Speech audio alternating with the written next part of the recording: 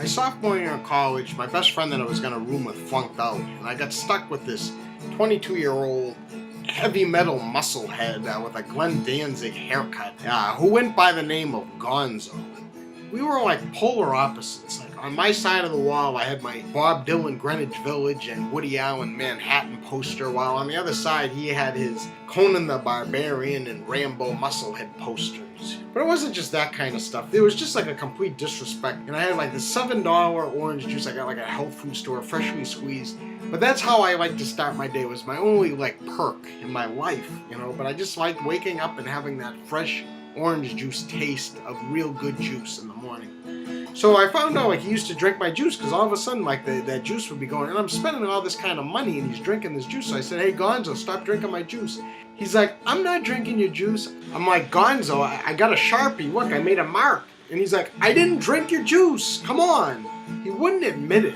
But that was just the tip of the iceberg. On Monday and Wednesday nights, his girlfriend Denise would come. Now they met and they worked together at Keen House of Burgers.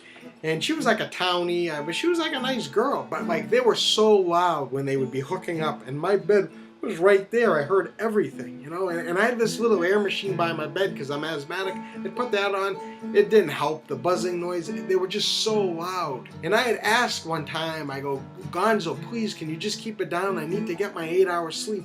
But the next night it was even louder. And on Tuesdays and Thursdays, Gonzo would leave early in the morning because he had this mandatory gym class because he was going to school to be a gym teacher. So it'd leave Denise and I alone in the room together. We developed this rapport. I would just say goodbye to her and have a good day. And then after, like, I remember one time she had like a cold and her nose was running. And I'm like, you need some vitamin C. Go ahead, have some of my juice. And she's like, I can't. I go have some of my juice. So she drank my juice and she's like, you're so kind. And I'm like, no problem. And then she came over to the bed and I'm like, and then she got in bed with me. And I'm like, get out, get out, get out. He'll kill me. And she's like, relax, relax. He's not going to come back. He's got that class. It's mandatory. And then for the next like 30 minutes, we were in bed together and she spooned me. And it was awesome. And then she kept doing that every Tuesday and Thursday.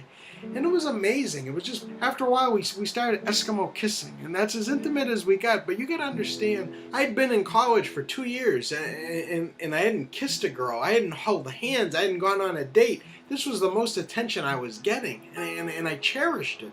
After that started happening on Monday and Wednesday nights while they were hooking up, I was no longer sitting in bed like full of angst and aggression.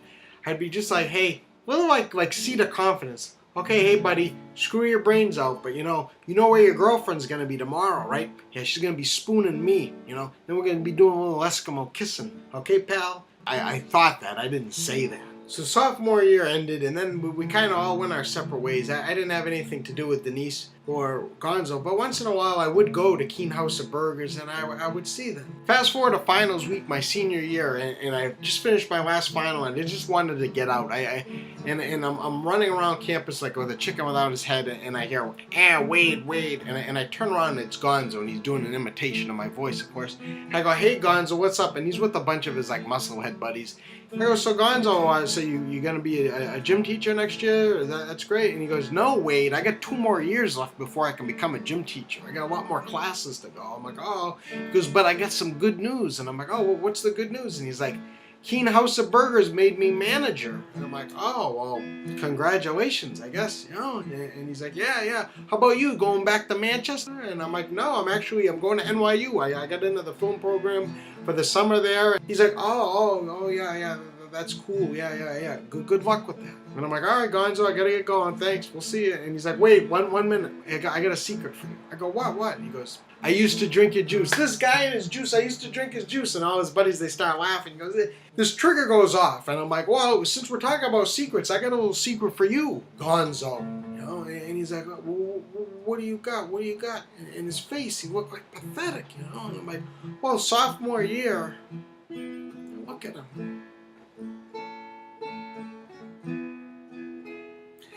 You got me, Gonzo. You got me good. And he's like, I knew I got him. I knew you had nothing. I'm like, I had nothing. You win, Gonzo. You win.